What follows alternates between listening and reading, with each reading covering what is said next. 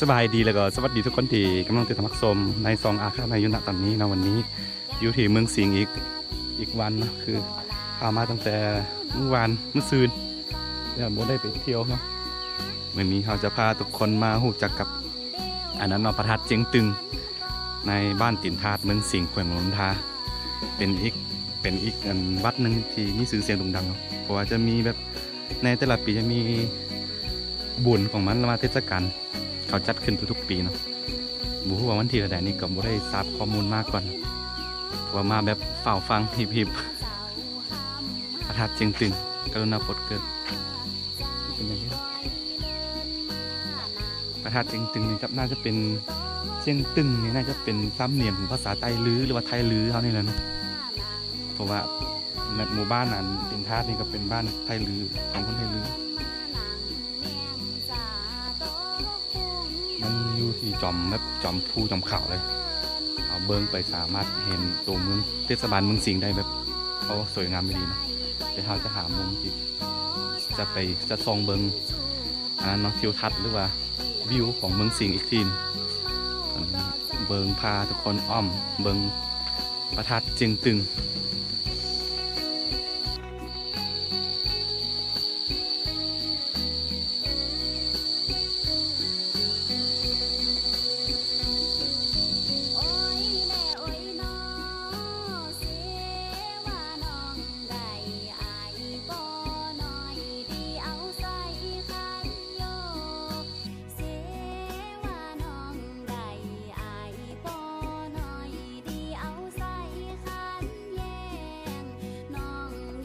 ตั้งปีขึ้นปีใดวะนี่ปีหน้าเป็นใต้อะนี่ก็เป็นใต้เลย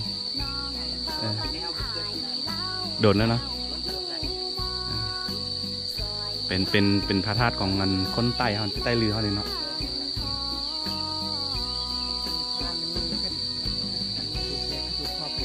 อ๋ออยู่ไหนอยู่ไหนนี่นะอ๋อมันมาคอยังดอกคอลูกคือที่คนไทยกันได้อ๋อถือว่าเป็นบอนอันศักดิ์สิทธิ์สถานที่แห่งหนึ่งของอันบ้านตินธาตุนี่เนาะแล้วก็ของเมืองสิงห์พร้อมเนาะเข้าไปไหนได้เนาะได้โดยได้เป็นผู้ชายเขาได้อย่างที่อันที่ข้าก็บอกเนาะเวลาอยู่ในธาตุนี่จะมีคอของพระเจ้าตามความเชื่อหรือว่าแนวเดียวกับพระจักเนาะแล้วก็เวลาแบบผู้ใดอยากมีบุตรหนึ่งจะมีบุตรชายบุตรหญิงบอกอย่างนี้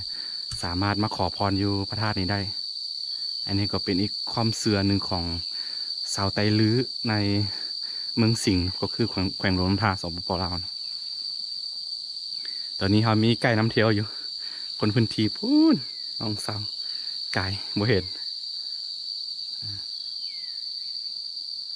อันนี้เบิ้งวัดตัวนี้น่าจะซื้อจะสั่งขึ้นมาใหม่นะเพื่อนสวยงามยังไม่ไหม้อยู่เลย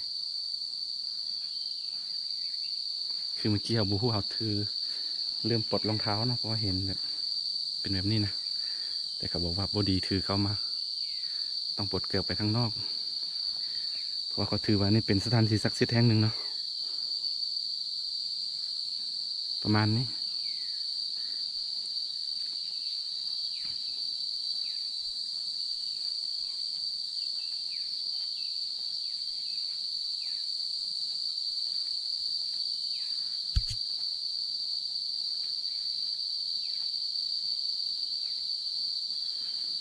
อันนี้ก็น่าจะเป็น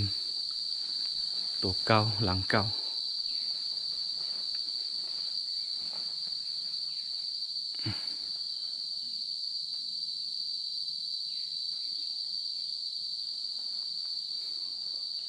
พราะว่ามันตั้งอยู่ใจกลางเขาใจกลางภูแล้วแบบตามขังปลาลึกเลยปลาใหญ่ๆทั้งนั้นอยู่อ้อมพระธาตุนี้เนาะก็เรียกว่าสถานที่แบบเหมาะกับกันนั้นเนาะสมาธิมีอย่างหรือว่าแบบเงียบสงบนะ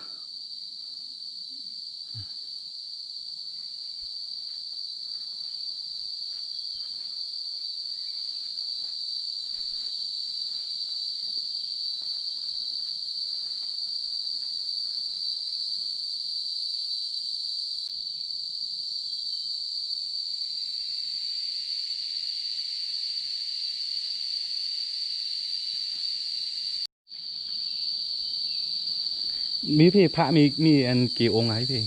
ครับสองครับ สองสิบ เออเวลาไปอันไม่ยังเขากลุ่มเขาไม่ยังเข้าไปในเมืองเอาแล้วนี่นะ อยู่นี่บ่ได้กุ้มเขาเนี่ยอยากยังก็แต่งกินเองใช่ไหม แต่งกินเองก็ได้อะ โดยแต่งกินเองเลย เออโบ๊ทไม่ได้โดนละ โอ้โดนอะไร โดนแล้วเนาะ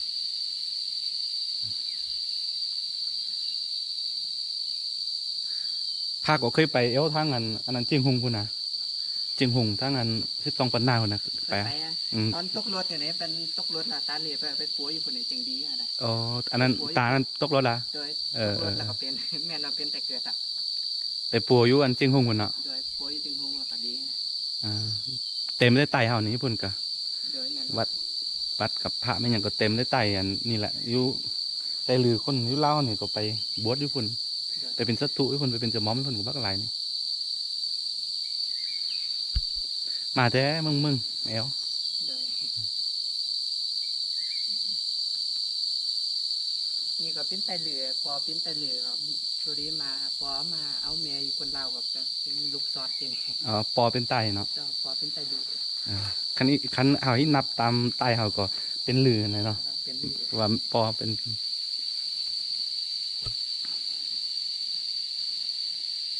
เอ้ยเดินไอ้ยางแอวเบิ้งกันนะ เลย ใจเนอะ เที่ยวได้น้ำสบายเลย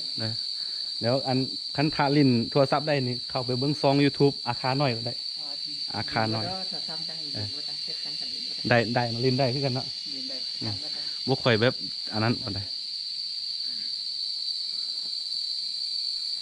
อยากท่องเที่ยวเลยเข้าไปได้เลยด้วย โดย เข้าไปได้ ครับ เลี้ยงข้าวไว้ที่เดียวก็ได้ครับรับ โดยคือถามเขาว่าเวลาแบบถามพระเขาเนาะเวลาสิใส่บาตรผมลืมคือเมื่อกี้ถามพระกับว่าเวลาแบบสิไปตักบาตรมันอย่างมันไก่จากหมู่บ้านเนี่ยต้องเฮ็ดในใดทำเนาะคือกลมข้าวภาษาไทยลือเขาว่าไปตักบาตรเนาะแต่ว่าพระเขาบอกว่า แต่งกินเองได้ แปลกคือกัน เห็นพระแต่งกินเองได้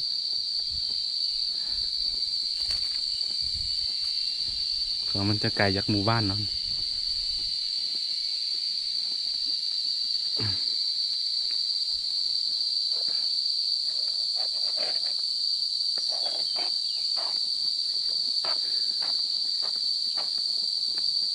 มี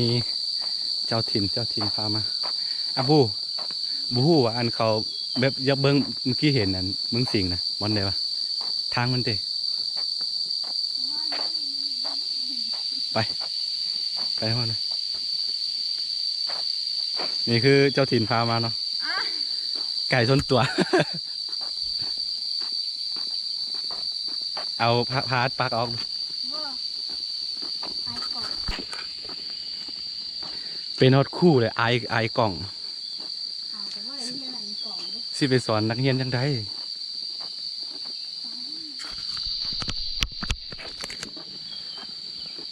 บ่เห็นยืนเลยมันเป็นวันถ่าย เดี๋ยวทางมันก็สิ แล้วก็ อืม ให้เราเอา ออกไปทางไหนก็ทายพื้นที่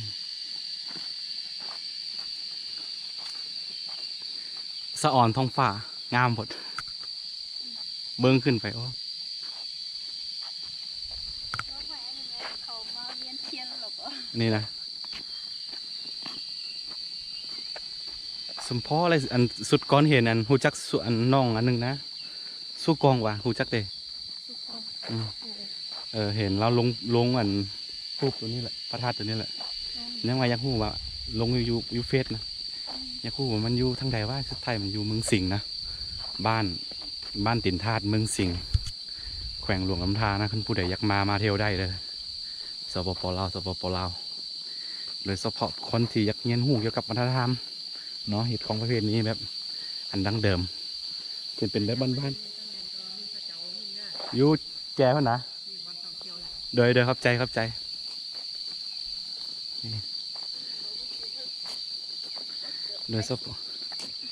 ฉพาะพี่น้องคนไทยลื้อเขานี้เนาะบ่ว่าจะอยู่ทางพม่า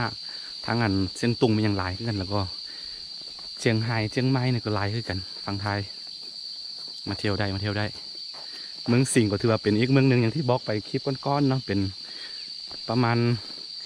70-80 ปีที่แล้วเคยมีพระเจ้า เจ้าฟ้า เจ้าฟ้าของเมืองลือเจ้าฟ้าคำลือ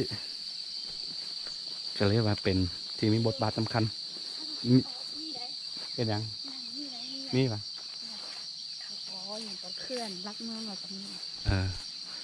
เมืองสิงห์นี่เป็นเมืองเกี่ยวดองกับเมืองเซียงตุงทางประเทศพม่าแล้วก็เซียงหงเนาะหรือว่า12ปันนาประเทศจีน เกี่ยวดองกันเพราะว่าเมื่อก่อนตอนฝรั่งเศสเข้ามายึดครองลาวเนาะเป็นอีกเมืองหนึ่งเมืองสิงห์ที่บ่ยอมขึ้นกับอันนั้นอยู่ใต้กันปกครองของฝรั่งเศสเจ้าฟ้าคำลือเนาะได้พาประชาชนชาวลือเขาต่อสู้สุดท้ายก็แบบโบแพ้เนาะปราศัยให้ฝรั่งเศสแล้วก็หนีไปอพยพหนีไปที่เสียงหงหรือว่า12ปันนาปัจจุบันเนาะที่ประเทศจีนเป็นเมืองหนึ่งที่น่าท่องเที่ยวแล้วก็เป็นเมืองเก่าแก่เมืองประวัติศาสตร์ผู้ใดสนใจก็เซิร์นเที่ยวได้เลยตอนนี้เราจะเดินไปเลย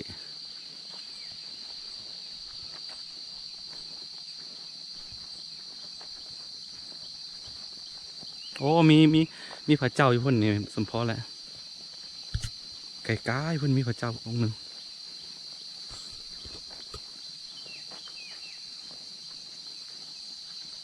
อีตูเคยมายักเถื่อนละปีหนึ่งเถื่อหนึ่งขนาดคนเมืองสิงห์ เอาก็มีบุญชมขึ้นมาอยู่ บ่มีบุญแล้วมุขึ้นมาเนาะมื้อนี้ทึกบังคับมาเลย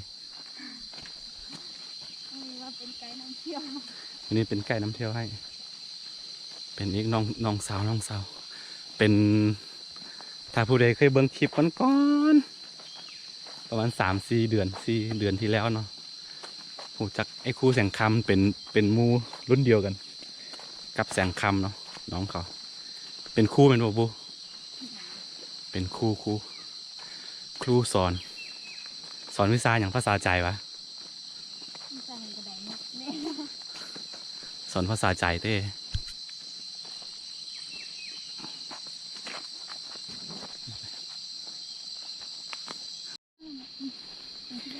คือโดยทั่วไปแล้วสำหรับอันพระธาตุเจียงตึงเนี่ยจะมีบุญหรือว่าเทศกาลเนาะในทุกๆปีทุกๆเดือนพฤศจิกหรือว่าเดือน11ในทุกๆปีเป็นบ่บูแต่ว่าบูฮู้วันที่บ่แน่นอนเนาะบางทีก็วันที่11บางทีก็วันที่12แล้วแต่ละปีแล้วแต่สะดวก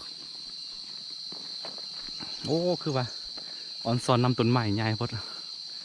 ในจัก100 ปีแล้วนี่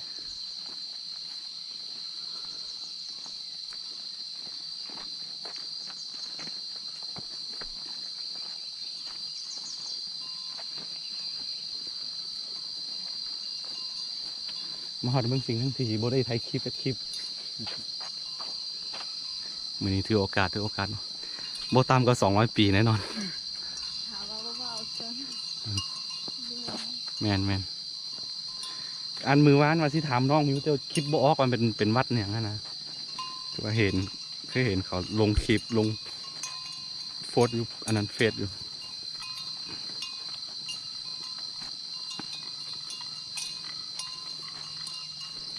นี่กลายเป็นสถานที่เลี้ยงวัวของชาวบ้าน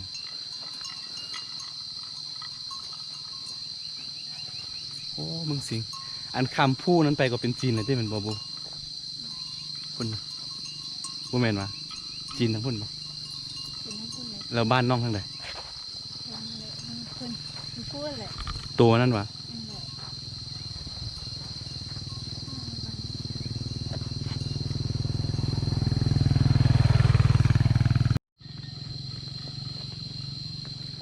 เมืองสิงห์ทุ่งเพียงเมืองสิงห์เนาะทุ่งเพียงเมืองสิงห์นี่เป็นทุ่งเพียงกว้างอันดับเท่าไหร่อะบูอันดับเท่าไหร่วะเป็นทุ่งเพียงที่ใหญ่ที่สุดในทางภาคเหนือแต่บูฮู้ว่าอันดับเท่าไหร่ของเรากว้างเติมนี่เนาะพระเจ้า เขาว่าไหนที่บอก เมืองนกก็ได้ไทยฮุบให้อายุได้อายุไทยฮุบเต็มที่รถเดียวอันนั้น บ่ไทยก็ได้ มาหอดเมืองสิงห์ทั้งทีบไทยฮุบ บ่เป็นหยัง นี่โซเฟอร์เขา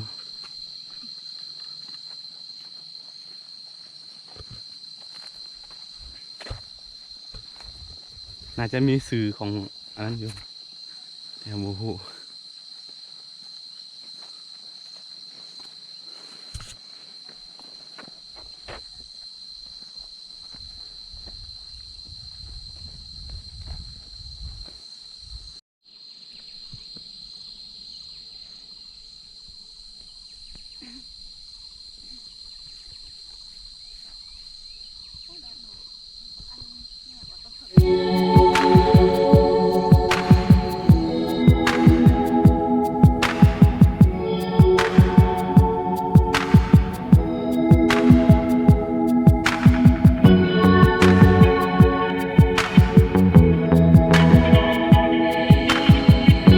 ไปตอนนี้ครับจะไปหาที่จุดอันนั้นชมวิวเมืองสิงห์แล้วก็กลับเจ้าถิ่นน่าจะพูดดี บูฮู้ว่าเขาสร้างปีเดียวประธานอันแต่ว่าทำมันพระเมื่อกี้ก็บอกว่าบูฮู้ตั้งแต่อันแม่นว่าเราลืมอ่าน น้องมาเคยทัศนานี่ แม่นะ เป็นไง ทำพระกับว่าตั้งแต่เกิดมันก็อาหารเหล่านี้อันนี้หันซาหันพระธาตุนี่แหละพระธาตุเสียงตึงเสียงตึงเนาะถ้าจะออกเสียงเป็นภาษาลาวก็เสียงตึง เสียงตึงแต่ว่าคนอื่นเขามาเอิ่นเสียงตึง เสียงตึง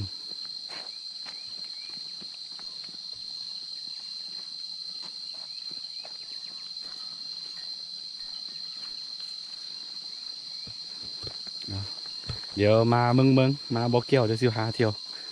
ตอบแทนขาพาเที่ยวเท่านี้เพราะว่าไก่ฟรีด้วยเนาะบริจังมา บ่มีเงินจ้าง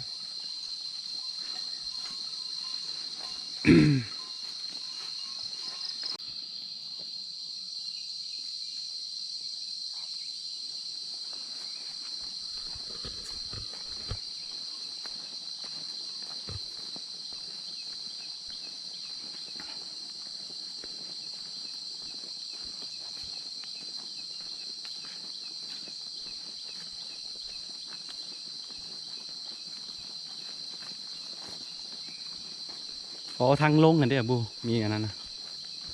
เมื่อกี้เห็นนะ ข้าง มันสิง ข้างนั้นก็ได้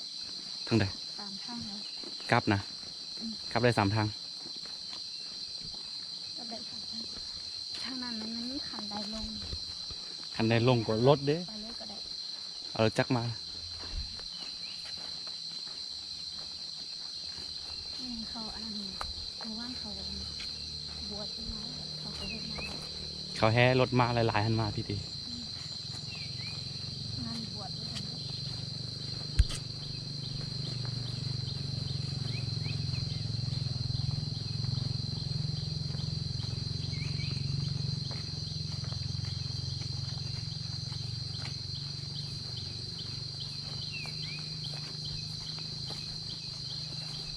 เป็นมะนาวอีกนึง อ้าว อืม เอาไว้เด้อทำเองเลย คือช่วงนี้ฝนบ่ตกแต่ท้องฟ้าก็พอดีสวยงามเนาะนี่เมืองสิงห์มันจะสูงบ่ค่อยเห็น มีต้นไม้บังหมดนะตอนแรกว่าสิไทยวิวให้เบิ่งนี่ประมาณนี้เนาะตรงเพียงเมืองสิงห์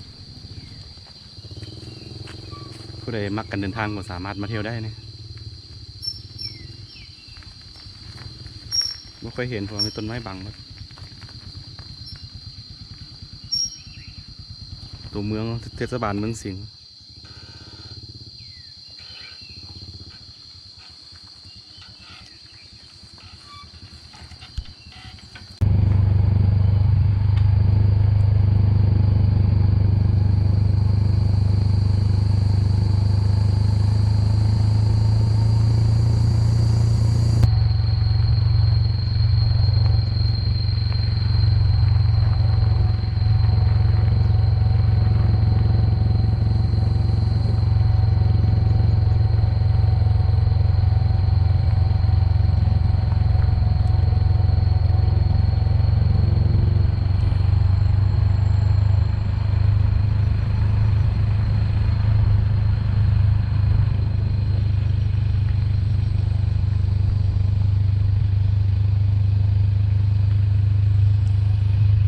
ไปต่อเลยได้บ่ ไม่ได้ อ่าอันนี้เด้ ไม่ได้ใส่ค่อยไปเด้อค่อย อยู่ต่อเลยได้บ่ ค่อยไปเด้อ โชคดีนะครับใจเนอร์ครับใจที่เป็นคอยพาเที่ยวเมืองสิงห์เดี๋ยวไปเมืองไงสิพาเที่ยวไม่แน่ คนละทอด โอเค